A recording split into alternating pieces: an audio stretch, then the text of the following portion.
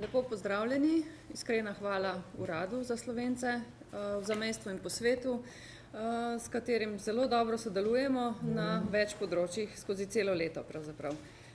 Ja, kot vidite, smo inštitucija oziroma tukaj na sedežu naše ustanove, našega Centra za slovenščino kot drugi in tuji jezik. Locirani pa smo sicer v stavbi Univerze v Ljubljani, tudi mi se večkrat selimo, tako da pričakujemo še kakšno selitev v prihodnjih letih, prostori postajajo premajhni za vse dejavnosti, ki jih imamo. Tukaj sem v dveh vlogah, in sicer kot vodja strokovnih sodelavcev Centra za slovenščino in kot vodja programa Slovenščina na tujih univerzah, ki ga bom malo podrobneje predstavila. Tole je slika dejavnosti Centra za slovenščino, še vedno aktualna spletna stran, ki jo prenavljamo, tako da čez kakšen mesec upamo, bomo že na internetu v novi celostni spletni podobi. Tukajle pa so naše dejavnosti, če jih omenim, imamo zelo veliko, več kot 20 različnih tečajev slovenščine kot drugega in tujega jezika, poletne, zimske, jesenske in drugačne šole. Potem ukvarjamo se z založništvom, je tudi precej obširna dejavnost. Pri nas boste našli učbenike, preko 20 učbenikov za poučevanje slovenščine kot drugega in tujega jezika za različne stopnje znanja in tudi za različne populacije. Izdajamo tudi zbornike, seminarje slovenskega jezika, literature in kulture, simpozija, obdobja, in to je pravzaprav eno osrednjih študijskih gradiv za študente slovenščine in tudi druge, saj vsi ti zborniki vključujejo področja jezika, literature in kulture. Potem je bogato izobraževanje, namenjeno učiteljem slovenščine kot drugega in tujega jezika.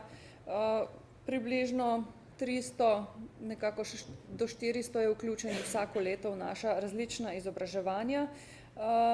Namenjamo jih tudi recimo učiteljev v zamejstvu, v izseljenstvu in pa vedno bolj tudi učiteljem na slovenskih šolah, ki se ukvarjajo s priseljenci. Potem je tukaj simpozij obdobja. Nov letošnji simpozij obdobja se bo začel ta četrtek, 120 udeleženci, 30 jih prihaja iz tujine, posvečen pa bo temam iz slovenske slovnice in slovarja. Izšla bosta tudi prvič po veliko letih zbornika oziroma zbornik v dveh knjigah, saj je prispevkov več kot 100. Potem je tukaj slovenščina za otroke in mladostnike, tudi zelo nekako 10 let približno star program. Začelo se je z mladinsko poletno šolo, na kateri je približno od 100 do 150 otrok oziroma mladostnikov vsako leto poleti pri nas. Zdaj pa nastajajo v okviru evropskih projektov različna gradiva za poučevanje otrok in mladostnikov, nekateri že dobro poznate Sliko jezika. Ravnokar smo zaključili učbenik za neopismenjene otroke, se pravi tiste najmlajše, potem pa zaključuje oziroma je že zaključen tudi učbenik za najstnike, se pravi slovenščina kot drugi oziroma tuji jezik, kar bo zelo dobro služilo vsem učiteljem, ki poučujejo v slovenskih šolah. Priseljencev je seveda vedno več tudi v Republiki Sloveniji in v šolah. Potem je tukaj seminar slovenskega jezika, literature in kulture, še ena velika prireditev. To je naša najstarejša prireditev od leta 1965, tako da lani smo praznovali 50. Smo imeli 50. seminarij in seveda praznovali ta namen. Namenjen je tujcem, tujim učiteljem, profesorjem, asistentom, prevajalcem, učiteljem, ki se ukvarjajo slovenščino, jo raziskujejo in recimo zlasti študenti, ki študirajo slovenščino na tujih univerzah, da pridejo v Ljubljano 14 dni na leto in takrat vzpostavijo stik, se učijo slovenščino v okolju tukaj in potem jo še bolj navdušeno študirajo na tujih univerzah. Potem je tu še velik program, izpitni center, ki izvaja izpite od leta 1992. Več kot 20 000 izpitov smo že izpeljali od leta 2000 naprej. Ravno letos pa smo začeli izvajati izpite v okviru Evropskega jezikovnega okvira po novem programu, javno veljavnem programu Slovenščina kot drugi in tuji jezik. Potem so seveda tu še različni projekti, ki jih imamo na Centru za slovenščino. Tole je mogoče še nekaj številk. Letno približno 3500 učečih se slovenščine v Republiki Sloveniji in tujini. Približno 1500 udeležencev izpitov imamo vsako leto in pa lektorate, o katerih bom govorila kmalu, so na 57 univerzah po svetu. Nas na centru je zaposlenih 11, od tega 6 nekako večinsko plačanih od Republike Slovenije in Univerze v Ljubljani, ostali pa seveda preko projektov, tržnih sredstev in tako naprej. 31 učiteljev pa poučuje slovenščino na tujih univerzah. Poleg tega imamo približno množico 100 učiteljev, ki sodelujejo z nami pogodbeno, ki poučujejo na tečajih, na poletnih šolah, sodelujejo na izpitih in tako naprej. Smo tudi prejemniki 6 evropskih jezikovnih priznanj za projekte, razvoj metodike slovenščine kot drugega in tujega jezika in seveda tudi promocijo slovenščine. Od leta 2000 pa smo tudi člani združenja ALTE, se pravi ugledne mednarodne organizacije evropskih testatorjev. Tole je nekako v enem stavku to, kar delamo, se pravi širimo vedenje o slovenskem jeziku, literaturi in kulturi v mednarodnem okviru, spodbujamo slovenistično raziskovanje, organiziramo strokovna in znanstvena srečanja in pravzaprav razvijamo celotno infrastrukturo za doseganje, preverjanje in potrjevanje znanja slovenščine kot drugega in tujega jezika. To je bila nekako vizija od prve prireditve leta 1965 naprej, pa potem leta 1992, ko se je ustanovil tudi uradno Center za slovenščino z vsemi dejavnostmi, ki so do takrat že obstajale. V bistvu smo nekako razmišljali, da bo dela kmalu zmanjkalo, ampak dela je vedno več na tem področju, kot verjetno opažate tudi na drugih raziskovalnih inštitucijah v Sloveniji in zamejstvu ter po svetu. Tako da program slovenščina na tujih univerzah se je tudi že dodobra razširil, bom rekla v zadnjih 20 letih, kar skoraj enkrat več je zaposlenih učiteljev, podpira ga Ministrstvo za izobraževanje, znanost in šport, ga sofinancira v celoti in to je dejansko pomemben del slovenske dejavnosti, slovenistične dejavnosti v tujem okolju. Mreža 57 slovenistik je nastala v tem času v 26 državah. Veseli pa smo, da je študijska smer slovenščine, te študijske smeri se krepijo in so trenutno v letošnjem letu obstajajo na 26 univerzah. Vsako leto se približno 2500 študentov uči slovenščino ali pa jo študira kot svoj prvi, drugi ali tretji jezik. Pri nas na Filozofski fakulteti Univerze v Ljubljani je zaposlenih 31 učiteljev, no potem so pa še tu različni pogodbeni sodelavci, bodisi zaposleni na tujih univerzah ali pa izvajajo lektorate in študije pogodbeno v tujem okolju na tujih univerzah. Tule so kraji, kjer so univerze, s katerimi sodelujemo in kjer so učitelji slovenščine. V glavnem praktično izključno gre za državne univerze, ugledne univerze, večinoma v glavnih mestih in ponekod še drugod. Poleg evropskih pa imamo slovenistike še v Pekingu, v Tokiu na 2 univerzah potekajo tečaji slovenščine, potem v Severni Ameriki, v Clevelandu, Seattlu pa Kansasu, v Južni Ameriki pa v Buenos Airesu in La Plati. Tukajle pa so študiji slovenščine na tujih univerzah. Kot vidite, gre za veliko bližnjih univerz, recimo zelo veliko je študijev praktično na vseh univerzah, ki je slovenščina v Italiji, potem recimo na Češkem, na 3 na Poljskem jih je veliko, v Ukrajini sta od letošnjega leta tudi 2 slovenistiki z diplomskim študijem in še ostale.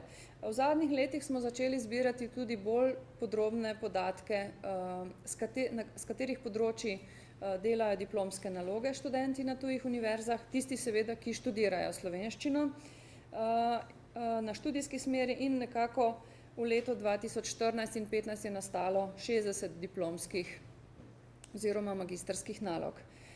Tukaj bi rada poudarila, da po eni strani seveda potekajo na tujih univerzah študiji, v katere so vpisani študenti, ki so slovenisti in slavisti, po drugi strani pa potekajo tudi na vseh univerzah, ki sem jih omenila, lektorati slovenščine. In tukaj recimo naš potencial za vse tiste, ki želijo priti študirati v Slovenijo, da se slovenščino že naučijo v lektoratih na eni od teh univerz. Ker vemo, da znanje slovenščine v slovenskem prostoru in univerzitetnem izobraževanju je seveda zelo koristno. Več, ko izvedo, preden pridejo v Slovenijo, lažje se bodo študenti vključili in uspešneje študirali.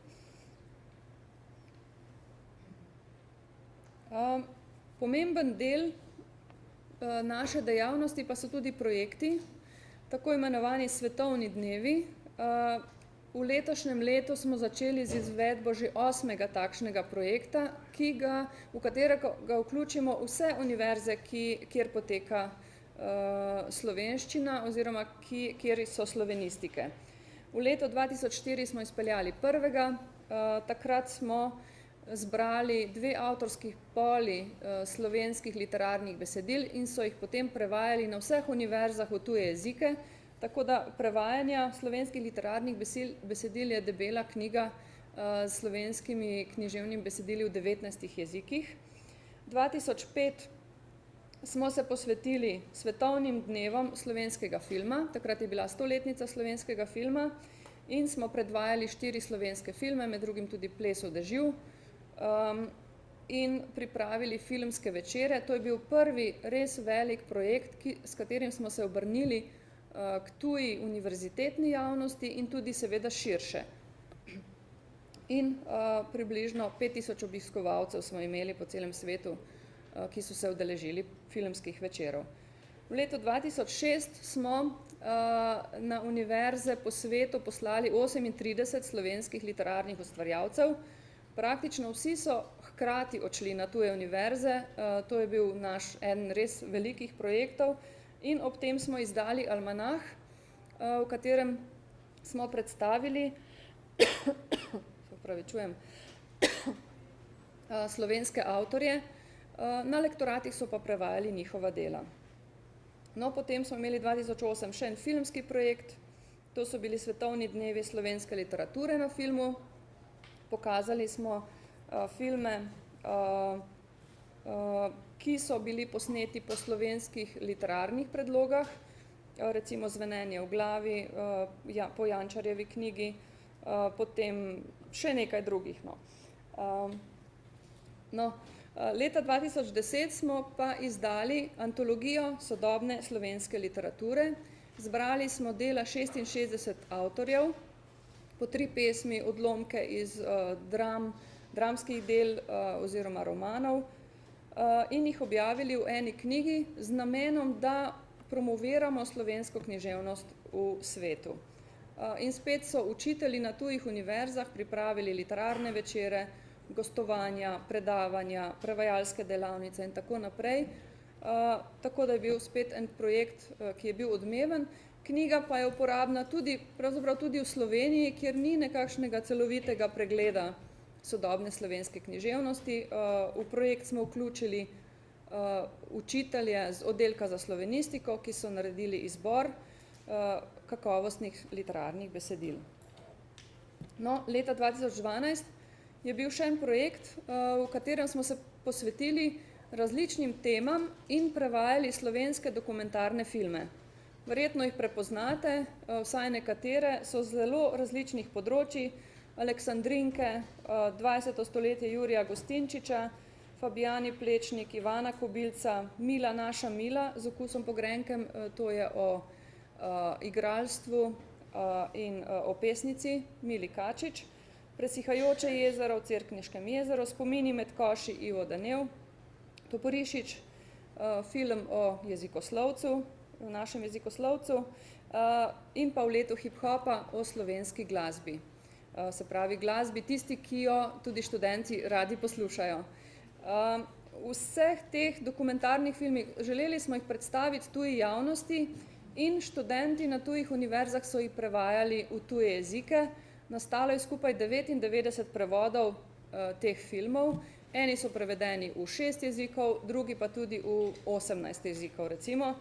Potem pa so pripravili tematske večere na to temo, ki so bili spet zelo obiskani. Recimo na Kitajskem je bil uspešen film Aleksandrinke, tudi drugod je bil seveda uspešen, ampak nekako gre za medkulturno povezovanje, za soočenje in hkrati tudi spoznavanje kultur in da na drug način sodelujemo, da vidimo, da imamo podobne teme, recimo izseljevanja, slovenski kras, kot je recimo bil predstavljen v Presihajočem jezeru in tako naprej. Slovenija ima v bistvu veliko dokumentarnih filmov in ti filmi iz projekta se še zdaj uporabljajo za filmske večere na tujih univerzah in tudi širše.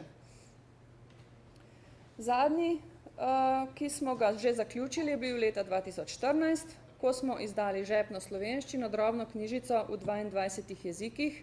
Spet smo jih prevajali na tujih univerzah in potem organizirali svetovne dneve slovenskega jezika, ki so bili zelo dobro obiskani. Tukaj se moram pohvaliti, da je Slovenija pravzaprav kot manjša država in z lektorji nekako zelo prepoznavna na tujih univerzah, ker se